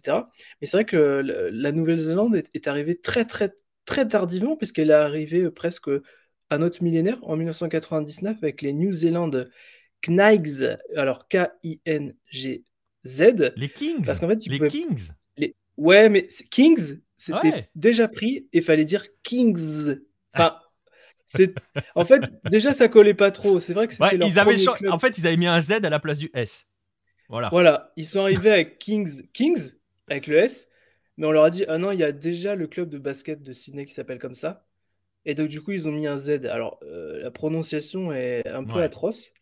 Et malheureusement, ce premier jet de club a duré 5 petites années jusqu'à la dissolution de l'ancien championnat qui s'appelait la National Soccer League. Ensuite, elle a basculé dans la A-League, qui a été créée à partir de 2005, qui a été le premier championnat professionnel qui est fermé. Et ils se sont appelés les New Zealand Knights, cette fois-ci. Ils sont passés des rois aux chevaliers. Bon, Bref, ils ont bon. quand même un petit peu descendu en rang, hein. Ils sont Bah oui, restés là, mais quand tu bah, passes du roi au chevalier, bon, tu passes au roi aux chevaliers, puis 3 ans après, tu n'existes plus. bah, t'es un C'est ça. C'est phénix. de 2004 à 2007. Malheureusement, ils ont été dissous pour leur capacité financière et leur capacité sportive était en deçà des espérances. Et comme ce sont des franchises avec des licences renouvelées, renouvelables et qui peuvent être enlevées, enfin, il y a beaucoup de maîtrise par la direction pour enlever, récupérer des licences, et ils ont disparu. Mais à cette même époque, il y a les Wellington Phoenix qui sont arrivés et qui sont une équipe néo-zélandaise qui est d'ailleurs compétitive vraiment depuis 2019 puisqu'elle n'a pas été qualifiée pour les playoffs depuis 2021. Mais c'est la seule équipe professionnelle qui existe en Nouvelle-Zélande. C'est-à-dire qu'aucun autre club et leurs compétitions nationales sont au niveau semi-professionnel. Et alors, pour l'histoire du Wellington Phoenix, il y a eu un débat il y a quelques années où la licence a failli ne pas être renouvelée parce que on se disait que c'était plutôt un boulet pour la compétition, qu'elle n'attirait pas, que bon après, comme on dit, pour tuer son chien, on dit qu'il est à la rage. Mais c'est vrai qu'il y avait une grosse campagne, on en avait parlé sur Lucarno Posé d'ailleurs, parce qu'il y avait beaucoup le hashtag Save the Knicks qui Ouais. avait vraiment pullulé parce que tout le monde voulait le garder. Et ce qui est étonnant, c'est que maintenant, presque 15 ans après, on a annoncé que il y aura une expansion de franchise dans le championnat australien et que une de ces expansions sera faite à Auckland à partir de 2025. Donc il y a eu beaucoup de changements entre ces époques-là, mais en tout cas, le fait qu'il y ait une volonté d'ouvrir à Auckland, c'est que si en Australie on joue davantage au football, on le fait aussi en Nouvelle-Zélande et que maintenant il y aura donc la Nouvelle-Zélande est un pays qui est séparé en 2 îles. Il y aura un club donc au nord de l'île et un club au sud de l'île et les deux seront professionnels parce que l'objectif de la ligue c'est d'attirer en fait plus de compétitivité entre les clubs Et donc pour Wellington, ce qui serait sain, c'est d'avoir en fait un rival club local. qui les concurrence. Mm. Et pour le pays, même en lui-même, il y aura une deuxième voie de professionnalisation pour les jeunes parce que Wellington ne peut pas accueillir tout le monde. Non, elle a. Donc c'est l'idée de cette ouverture, cette deuxième ouverture du moins. Alors que pendant ce temps, la lumière divine est apparue chez Pierre. Oui. Alors, d'ailleurs, ce qui est assez amusant sur la franchise d'Auckland, j'ai vu passer ces rumeurs-là. Il y a des rumeurs. Alors, ça ne sera pas les Knights, mais il y a des rumeurs comme quoi ça pourrait être les Auckland Kings. Hein. Donc, attention, ça pourrait revenir. Bref, mais tu le dis, il y a donc cette présence néo-zélandaise qui suit le développement de la A-League, concrètement. On va quand même aussi rappeler que dans les liens étroits footballistiques entre l'Australie et la Nouvelle-Zélande, il y a quelque chose qui arrive encore plus vite que Auckland en 2025, c'est la Coupe du Monde féminine 2023. Justement, elle se passe comment cette organisation? On est toujours main dans la main entre les deux pays ou pas trop? Si, c'est clairement main dans la main. Alors, historiquement, l'Australie a voulu faire cavalier seul. Ils avaient ouvert une candidature, par eux-mêmes. Sauf qu'en fait, ils se sont dit que si on s'allie on revient en fait aux conversations qu'il y a eu précédemment Exactement. avec le Maroc côté, en fait, peut-être que maintenant, être tout seul, faut être une force de frappe sans équivalent ou avoir des tonneaux de dollars à distribuer pour acheter des voix, bref. Oh, Mais c'est en tout pas cas, beau ce que voilà, vous ils ont dites, monsieur. Non, enfin bon. Mais en tout cas, voilà, l'idée c'était de s'allier et ça reste sur le côté, ils s'allient, c'est l'Australie en fait qui a demandé à la Nouvelle-Zélande. La Nouvelle-Zélande a été aussi ouverte à ce sujet-là et ce qui est... Alors moi je pensais pas, mais c'est la Nouvelle-Zélande qui va accueillir le premier match à Auckland. Mais c'est en fait, voilà, c'est ce qu'il disait, c'est que ça va créer en fait un héritage pour les femmes et pour le football de nos pays, et en Asie et en Océanie. C'est ce qu'avait dit en fait le ministre néo-zélandais des Sports, Grant Robertson, à l'époque. Donc c'est ce côté en fait où il y a toujours ce synonyme d'héritage en fait. Il n'y a pas de. Après c'est peut-être aussi comme tu disais, ils sont plus dans la même confédération, donc ça permet d'être plus partenaire que concurrent. Et donc pour ce cas-là, pour la Coupe du Monde, qui je l'espère retrouvera des distributeurs pour nous les montrer à la télé, Ouais, chez nous, ouais. C'est pas gagné. Hein. ce qui serait bien, mais c'est pas gagné là-bas non plus, parce que ils font très peu de publicité en ce moment. Donc ça, c'est pas top. Mais Ouais. bon, écoute, Mais en voilà, tout ça cas, fait ils partie. travaillent ensemble. Ça, Ça voilà, reste c'est dans ça. notre fil, quoi. Ça travaille ensemble. Il y a ce rapprochement qui se fait de nouveau en fait. Hein. Et en fait, on a renoué un lien étroit entre deux pays qui étaient déjà très très liés. Et c'est aussi ce que démontre la redécouverte de ce trophée, de ce Soccer Ashes. C'est aussi cela. Ne pas oublier l'histoire, c'est un petit peu ça aussi. C'est aussi se rappeler des liens qu'on a pu nouer avec les voisins. Et l'Australie est en train de les rouvrir, de les renouer surtout. Et justement, petite question qui permet de conclure ce dossier sur ce lien entre l'Australie et la Nouvelle-Zélande. La Nouvelle-Zélande, on l'a dit, elle est en Océanie, l'Australie, elle est en Asie. Est-ce que à terme, cette histoire-là, de renouer les liens entre les deux pays, parce qu'on sait à quel point la Nouvelle-Zélande, on parlait de rivalité sportive, elle est aussi un petit peu orpheline du départ de l'Australie de la zone Océanie. Il n'y a pas vraiment de concurrence à l'échelle confédération. Est-ce que ça peut pas donner des idées à la Nouvelle-Zélande de faire ce qu'a fait l'Australie en 2006, c'est-à-dire d'aller essayer d'intégrer l'Asie? Alors non, parce que déjà, elle a jamais émis un souhait de quitter l'Océanie. Et déjà, je pense que si la Nouvelle-Zélande quitte l'Océanie, je pense que je sais même pas si le football pourrait continuer en Océanie, tant Mm. économiquement, la Nouvelle-Zélande tient tout. C'est-à-dire que c'est vraiment le cœur économique, en fait. Parce qu'il faut se rendre compte que tous les petits pays à côté, que ce soit les îles Fidji, le Vanuatu, la Papouasie-Nouvelle-Guinée, même si là-bas, il y a des clubs qui sont très intéressants à suivre. D'ailleurs, je vous invite à suivre la Ligue des Champions qui commence le week-end prochain. Mais non, il n'y a pas eu cet effet-là de partir parce que on peut partir dans la zone Asie. Admettons, on part du principe qu'ils partent. Ils arrivent dans l'AFC, mais le souci, c'est d'organiser des voyages qui sont ces milliers de kilomètres. C'est un argent à sortir qui est considérable pour une fédération qui n'a pas beaucoup de moyens, il faut se le dire. Ils font d'ailleurs, si vous regardez les historiques des matchs de la Nouvelle-Zélande avec le Covid et tout ça, ils jouent très très peu. C'est pour ça que c'était une aubaine de les revoir jouer contre l'Australie pour le match du centenaire, parce que ça faisait très longtemps qu'ils n'avaient pas joué.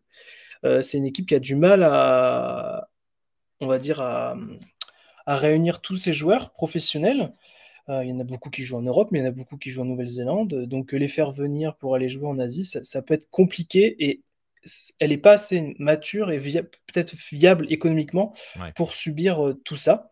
Et à l'inverse, d'un point de vue, moi qui suis un peu l'Océanie et la Nouvelle-Zélande, pour eux aussi, à quoi bon vouloir partir, puisque ils sont forcément, sauf accident industriel, premiers de la zone OFC dans les compétitions qui seront qualificatives pour la Coupe du Monde. Donc partir pour aller chercher plus de concurrence, ce serait se dire on va peut-être se couper les capacités à aller chercher un ticket pour la Coupe du Monde, ce que l'on a pu depuis une dizaine d'années. C'était la Coupe du Monde, si je dis pas de bêtises, 2012 2010, où ils ont pas perdu un match, mais ils n'ont pas gagné non plus. Alors après tiens, donc, tu vois, c'est quelque chose qu'on n'a pas évoqué. Ça peut aussi peut-être donner, pourquoi pas, un jour, l'idée à l'Australie de... Ouais, non, remarque, parce qu'il y a les pétrodollars de la Confédération asiatique, mais ça aurait peut-être pu non, leur il y aurait donner trop l'envie de revenir en Océanie, tu vois. Tu te rends compte, les Australiens sont tellement compétitifs dans les Ligues des Champions asiatiques, ils pourraient pas partir. Oui, c'est vrai. Ce c'est serait, vrai. Et ce puis, serait ils survolent dramatique. tellement de les qualifications mondiales aussi que... Oh là là, ils voilà, sont quoi. tellement intéressés, par ça que. Non, mais ça peut être une après, question qui sera prise en considération à terme, hein, au bout d'un moment. On ne sait jamais, rien n'est jamais figé dans le football. Et le fait de renouer un petit peu avec ses origines, ça peut aussi donner des idées de revenir vers ses origines. oui, et puis même un point qu'on n'a pas évoqué, qu'on a cité tout à l'heure, en off avant. Sachez que Wellington ou Auckland, peu importe s'ils gagnent quoi que ce soit en Australie, ne peuvent pas jouer une compétition en AFC parce qu'ils sont une licence océanienne. Donc Voilà. s'ils gagnent par exemple la Coupe d'Australie, l'Australia Cup, ils ne pourront pas aller en Coupe d'Europe, la petite Coupe, En Coupe AFC d'Asie. Cup. Voilà, pardon. Et en fait, L'AFC Cup, merci Nicolas. ils n'ont pas droit aux compétitions continentales, ce qui est aussi un petit Voilà. peu un frein quand même quand tu veux mettre en place une structure professionnelle et développement de jeunes néo-zélandais notamment. Bref, à suivre. On verra cela. On verra comment ça peut évoluer. En tout cas, voilà, c'était important de parler de ce lien qui était renoué depuis un an et demi, et qui vient d'être ponctué donc par la redécouverte de ce beau trophée, de ce Soccer Ashes. Je vous mettrai le lien vers la brève pour que vous ayez un petit peu plus de détails sur comment il a été construit et ce qu'il contient, vous verrez. C'est très intéressant. Et voilà, et c'est aussi toujours, et c'est quelque chose dont on est assez dans la ligne de ce que a dit Jan Seizen dans le petit reportage. Et il faut toujours s'intéresser et ne pas oublier l'histoire. C'est ce que démontre la redécouverte de ce trophée. Voilà, merci Antoine, hein, pour ce dossier. Pas de quoi. On va traverser encore un océan. On était en Afrique, on était en Asie, Océanie. On va aller maintenant du côté de l'Amérique du Sud. On va aller rejoindre notre dieu colombien. Monsieur Pierre Gerbeau, c'est parti pour parler Colombie.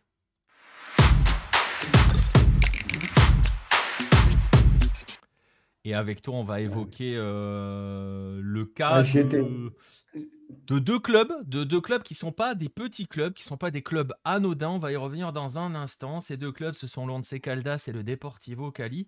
Deux clubs qui sont en grand danger. Et donc, vous imaginez très bien que quand je parle de grand danger, ça veut dire, Pierre, que ces clubs-là sont clairement menacés par la relégation.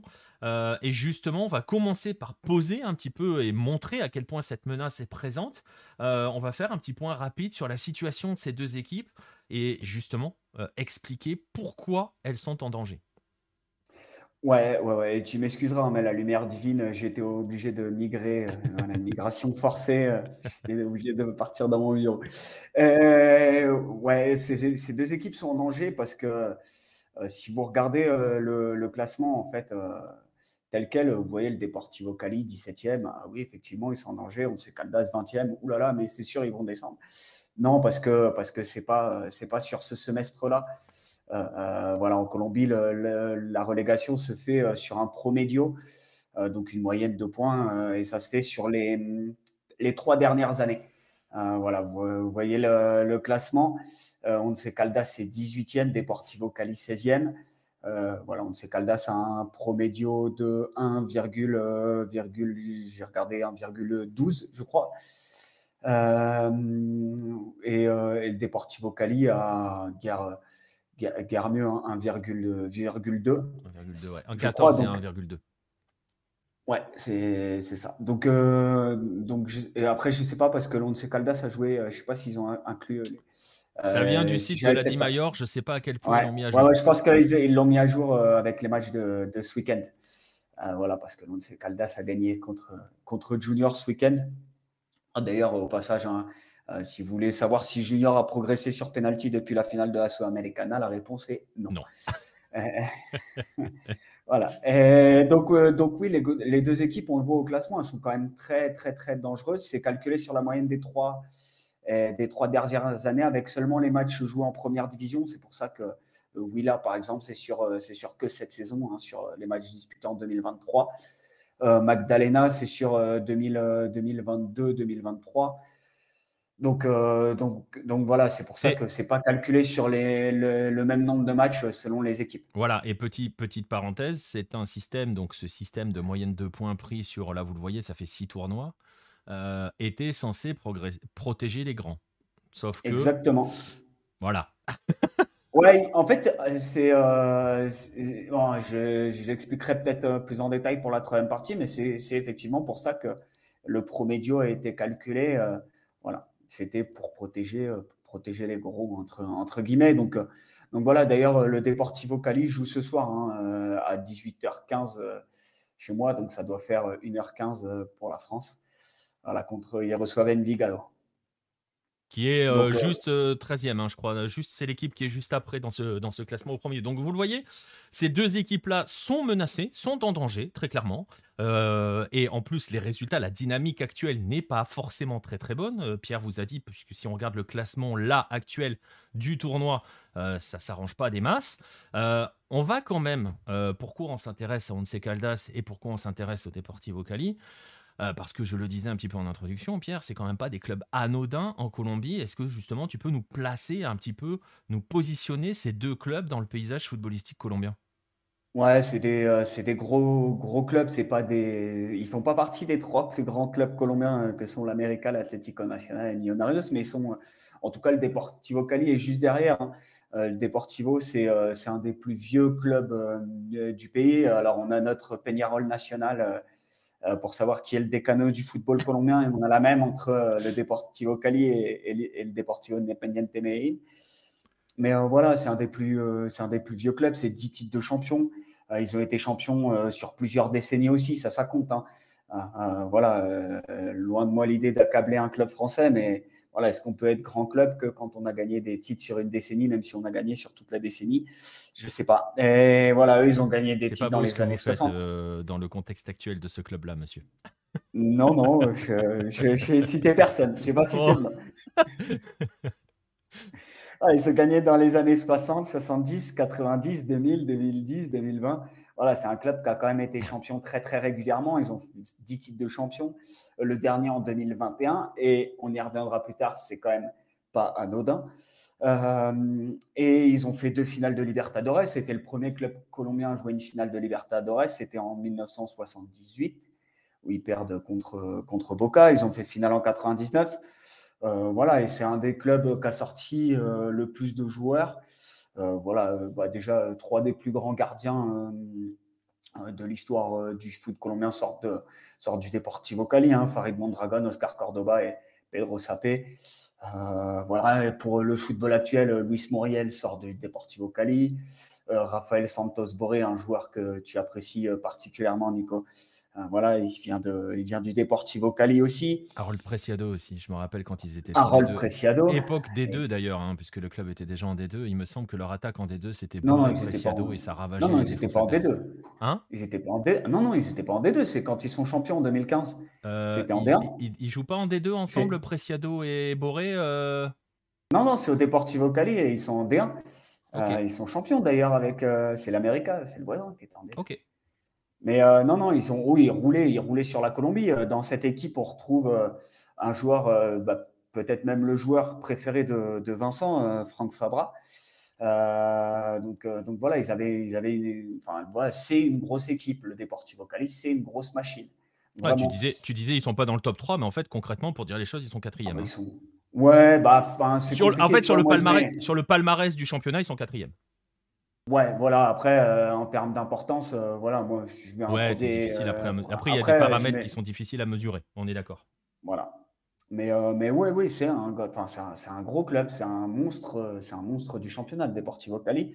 Et l'Once Caldas, c'est un peu moins gros, entre guillemets, puisque même si c'est un club historique, d'ailleurs, c'est le club qui a changé le plus de fois de nom dans son histoire. Ils ont été sponsorisés par 20 000 choses, donc ils ont beaucoup changé de nom, mais ça représente 4 titres de champion, donc c'est pas énorme.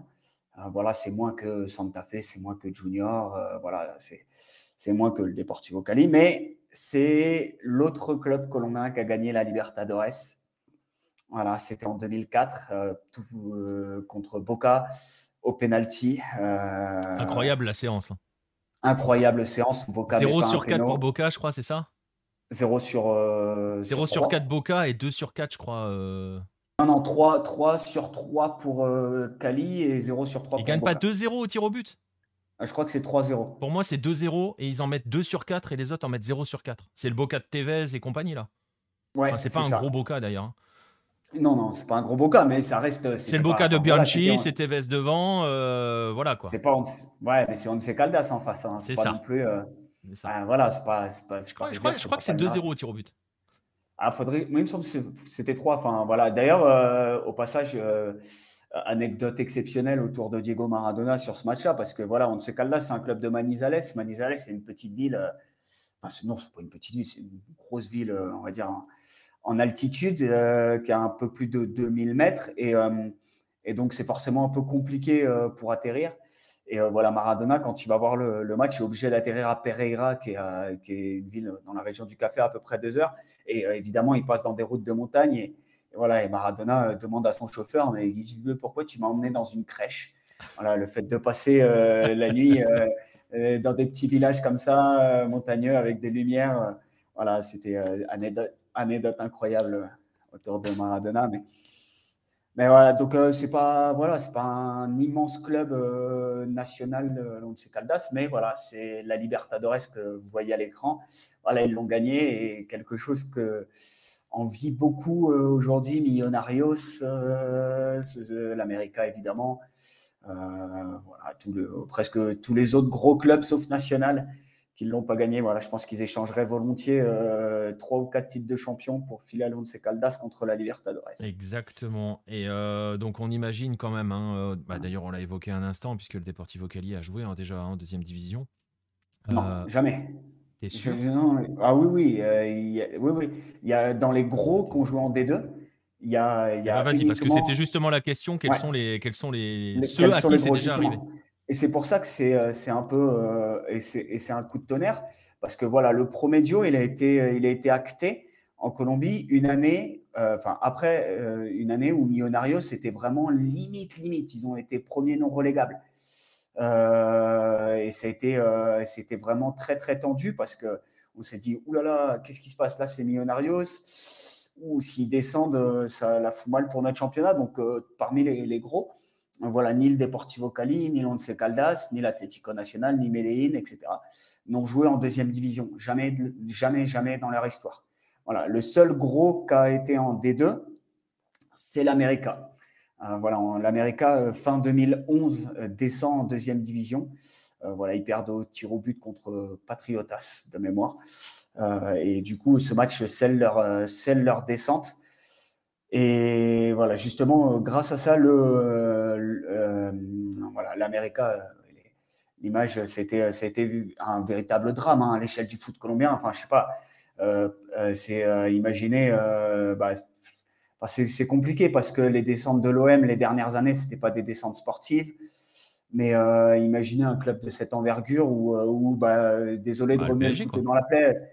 Ouais, voilà, le PSG, où là, à l'échelle, je ne veux pas remettre le couteau dans la plaie, mais c'est comme si les deux géants du football français l'année dernière qui sont descendus sportivement, bah voilà, ça a fait un coup de Ouais. tonnerre, mine de rien, et c'est pas, voilà, c'est pas anecdotique. Même s'ils Et l'avaient déjà fait, les deux géants. ils l'avaient déjà fait les deux, mais voilà, là, ça a quand même, mine de rien, l'année dernière, c'était quand même un sacré, voilà, on n'y attendait pas, quoi. Au début de la saison, on n'aurait peut-être pas misé là-dessus.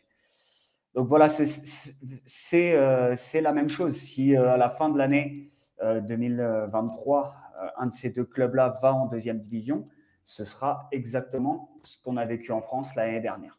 Ouais. Et alors justement, tu évoquais l'América, hein, que j'ai mis une image de cette fameuse descente de l'América.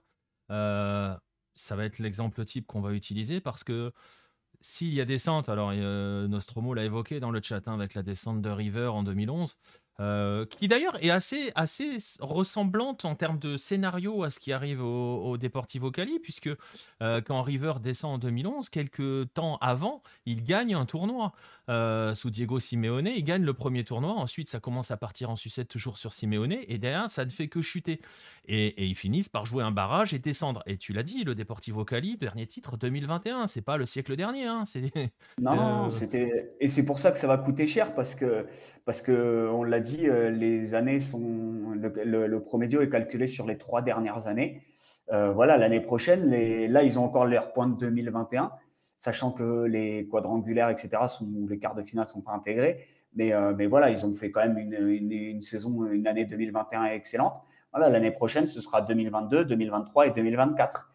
Donc voilà, je pense que si c'est pas cette année-là, ce sera ouais, c'est-à-dire malheureusement, je pense qu'ils qu'ils seront. ils vont repousser l'échéance d'un an, quoi. C'est ça, s'ils se sauvent cette année, le danger est encore présent l'année prochaine. Effectivement, hein, Nostromo, Once Caldas Ouais. avait joué contre Porto. 8-7 au tir au but. Voilà, je viens d'aller vérifier parce que je ne me rappelais pas de cette finale absolument merveilleuse euh, d'intercontinental. Bref, donc, on disait, l'exemple type que l'on va prendre, c'est l'América, justement, parce que la question, quand on est un géant, quand on tombe en deuxième division, alors on l'a vu, River, lui, est revenu, même il y a les moqueries et tout, mais River est quand même bien revenu depuis. En Colombie, il y a un exemple que tu as cité, c'est l'América. On va se servir de l'América. Comment est-ce que l'América est revenu de sa descente? Est-ce qu'ils sont revenus de leur descente? Et comment ils s'y sont pris pour revenir de leur descente? Pour la Bah, digérer, cette fameuse descente? ça a été compliqué, hein. Voilà, l'América va, ouais, enfin, c'est un peu synthétisé, mais voilà, en gros, l'América, quand ils descendent, c'est parce qu'ils ont des problèmes financiers terribles, parce que voilà, ils gèrent pas leur après époque Rodriguez Orejuela, mais voilà, et là, l'América, ils ont passé 5 ans en deuxième division. Ils sont, tu vois, River, tu as cité River remonte direct. Ouais. Voilà, l'América, ils sont restés 5 ans en D2, 5 C'est énorme. longues années. Ouais, c'est énorme. Surtout quand on s'appelle l'América, parce qu'on va pas chambrer sur les finales de Libertadores perdues, mais justement, ils en ont 4, c'est pas négligeable, c'est un géant, Ah l'América. oui, oui. Ah oui, oui. Voilà, on disait hier sur les finales de Libertadores, tu parlais de Independiente qui a fait 7 sur 7, etc. Voilà, on Oui, peut ils ont pas fait 0 sur égaler. 4. Mais Ouais, ils le ont fait fait est 0 qu'ils ont sur 4 4. finales de Libertadores quand même. C'est vrai. Mais donc voilà, ils ont eu du mal à se relever et finalement, ils sont restés. C'était compliqué pour eux, surtout ce qui était sponsoring, etc., en deuxième division.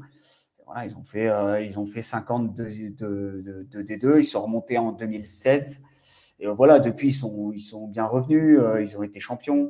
Ils ont joué la Libertadores. Voilà, ils sont régulièrement qualifiés en quadrangulaire finale.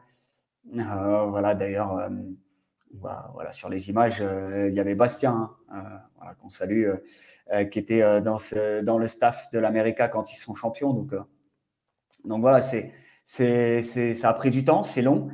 Et je ne suis pas certain que le Deportivo Cali et l'Once Caldas puissent remonter immédiatement Mais pour, s'ils venaient mais à tomber en D2. pour revenir, l'América, en fait, ils ont fait quoi? Ils se sont reconstruits complètement, ils sont repartis presque à zéro? Ah, ils ont essayé, ils sont repartis. Oui, oui, ils sont repartis à zéro. Ça, c'est une certitude en termes administratifs. Ils ont tout nettoyé. Ouais. Voilà, ils sont sortis de la liste Clinton. Ce qui est déjà pas mal. Et bah, c'est surtout, c'était ça la priorité absolue. Et donc voilà, ils ont essayé de repartir. Après, en termes d'effectifs, voilà, c'était compliqué de dire ils ont tout rasé, ils sont repartis à zéro, ils ont bougé pas mal leur effectif sur ces cinq Ça, années. Mais ça c'est logique. Mais après, tu vois, en termes d'organisation générale, ils ont ah oui, reconstruit leur club, en fait, ah oui, concrètement. ouais, mais c'est pas comparable à ce qui est en train de se passer parce que la situation de l'América, elle était quand même très très tendue. Hein. C'est ça, c'est la question que j'allais te poser. Est-ce qu'un club comme l'Once Caldas ou comme le Deportivo Cali, si jamais il venait à être relégué, est-ce qu'on peut envisager qu'ils se disent, bon, on redémarre, on reconstruit, est-ce qu'ils vont se donner le temps? C'est des questions qui peuvent se poser, quoi. Ouais, bah c'est un peu ce qu'on dit du côté du Deportivo Cali. Alors ça peut paraître totalement dingue, mais où on dit bah finalement vaudrait mieux qu'on aille en D2. Voilà, comme ça on fait un peu table rase et puis on reconstruit tout. Voilà, on repart à zéro. C'est un peu ce qu'on disait. Voilà, après c'est toujours un peu compliqué à démêler. Il faut savoir que le Deportivo Cali c'est le seul club en Colombie qui est propriétaire de son stade, que ça coûte cher. C'est pour ça que voilà, le Cali, c'est la situation économique, la situation financière est très très très très compliquée. Donc voilà, je sais pas si pour ces deux clubs, faudrait mieux passer par la D2 ou s'il y a un miracle, sachant qu'en plus sur le deuxième semestre, si vous avez vu passer, il y a Independiente del Valle qui a pris l'Atlético Huila, qui a la lutte Oui, c'est pas la avec meilleure ses nouvelle équipes. du monde pour ces deux-là. C'est pas la meilleure nouvelle du monde exactement. Donc voilà, faut voir comment ils vont construire leur intersaison entre guillemets cet été.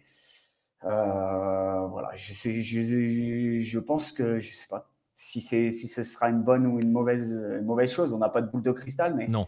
en tout cas, pour ces deux clubs, ouais, reconstruire et repartir d'une feuille blanche, ça pourrait ne pas être une si mauvaise idée que ça. Ouais, donc voilà, et je sais pourquoi j'ai complètement buggé sur la D2, parce que j'étais dans ma tête Preciado, je me souviens quand il empilait les buts en D2, et en fait c'est l'année où il est prêté aux Jaguares. Voilà. Et là, il joue en D2. Et c'est pour ça que dans ma tête, Ouais. ça a vrillé et que je vois Preciado empiler les buts en D2, mais Preciado était prêté. Donc voilà Ouais. pourquoi j'ai Il est buggé. revenu avec, il est Et revenu il avec revient Santos ensuite et il Borré joue avec et Boré il à marche. côté de lui, Ouais, au il Deportivo marche. Cali. Voilà, c'est Et il marche sur la D1. Preciado a marché sur exactement. la Mais tu D2, vois, il a c'est marché sur la D1 aussi.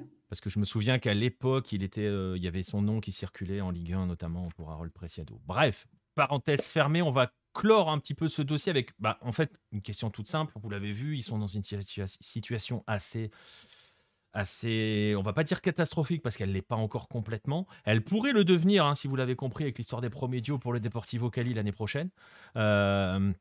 Mais bon, concrètement, c'est pas encore complètement mort cette histoire. C'est quoi les motifs d'espoir pour l'Once Caldas et pour le Deportivo Cali?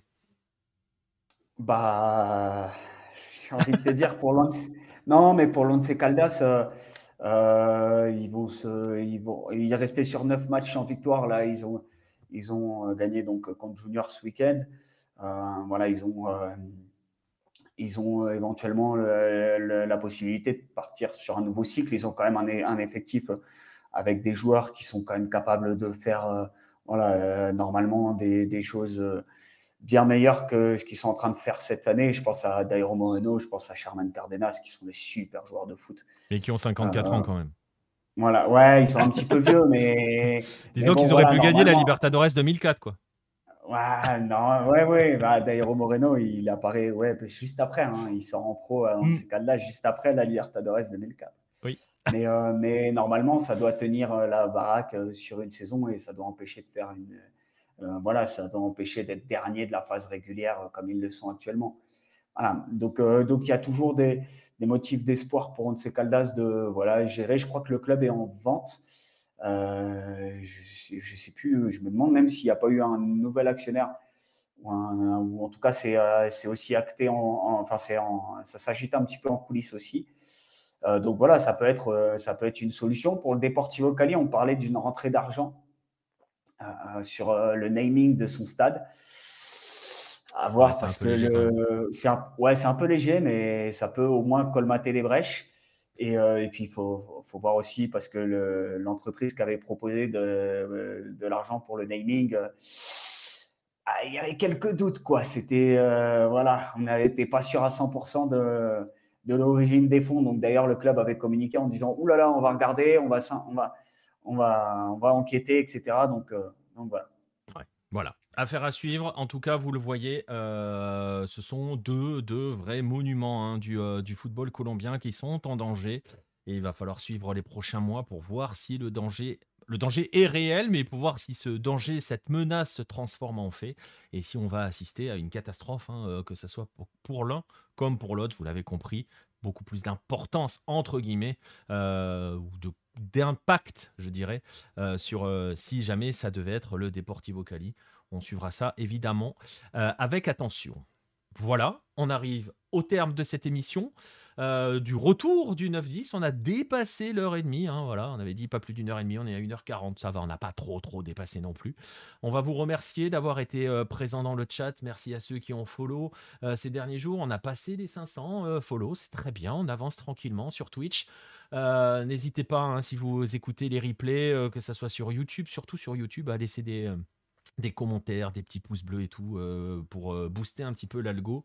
Et voilà, n'hésitez pas à nous suivre sur ces différentes plateformes, sur les différents réseaux sociaux. Vous les avez vus passer au-dessus de ma tête. Ils sont aussi dans la description pour ceux qui sont en replay. Merci à ceux qui étaient présents dans le chat.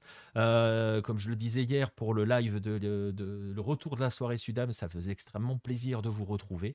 On va se retrouver pour d'autres lives. Probablement au moins la soirée nord-américaine samedi soir, je pense. On va essayer de la remettre. Les matchs sont à 1h30 du matin, donc je pense qu'on essaiera de faire ça, à confirmer. Sinon, soirée Sudam le dimanche prochain aussi. Et sinon, si vous êtes des amoureux du 9-10, ou si vous avez envie de le faire découvrir à vos amis, n'hésitez pas d'ailleurs. On se donne rendez-vous lundi prochain, 21h, pour le prochain épisode du 9-10. D'ici là, n'hésitez pas et continuez à regarder le plus de foot possible. Allez, abrazo a todos et à la prochaine.